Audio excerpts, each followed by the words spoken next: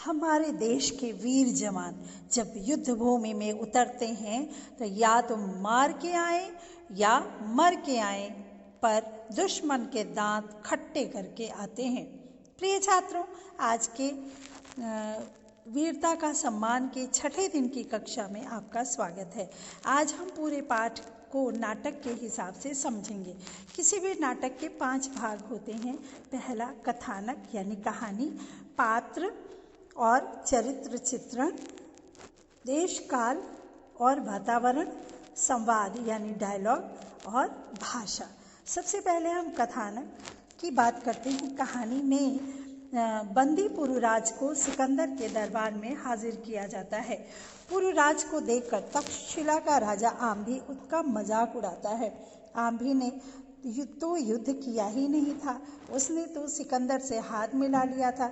इस तरह वह देशद्रोही हुआ। पुरु उसको खूब डांटते हैं। सिकंदर पुरु से बातें करता है। वह पुरु की वीरता और सत्यवादिता से प्रभावित होता है। उनकी बेड़ियां खुलवाकर उनका राज्य वापस करके और अपने देश चला जाता है।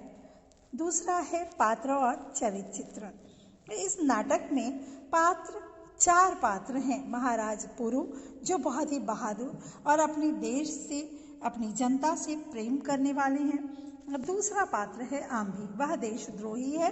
वह युद्ध करने के स्थान पर सिकंदर से हाथ मिला लेता है, मित्रता करता है, पर मित्रता तो बराबर वालों में होती है। इसीलिए पुरु उसे डांटते हुए सिकंदर का दास यानी नौकर कहते हैं। तीसरा पात्र सिकंदर है, जो यूनान का राजा है। वह पूरी दुनिया पर राज करना चाहता है, इसीलिए उसने भारत पर आक्रमण किया, लेकिन पुरु से युद्ध के बाद वह इस इच्छा को त्याग कर वापस चला जाता है। इसी तरह नाटक में सेनापति और द्वार रक्षक आदि पात्र हैं और उसी हिसाब से उनका चरित्र भी है। तीसरा भाग देश काल और वातावरण।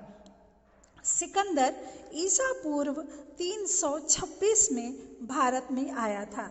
उस समय भारत देश कई राज्यों में बटा हुआ था और यहाँ पर अलग अलग राज्य थे। सारे राजा एक दूसरे से लड़ते रहते थे, उनमें एकता की बहुत कमी थी। चौथा है संवाद यानी डायलॉग। इस नाटक के सभी संवाद बहुत अच्छे हैं, बहुत अच्छा लगता है उनकी बातें सुनना।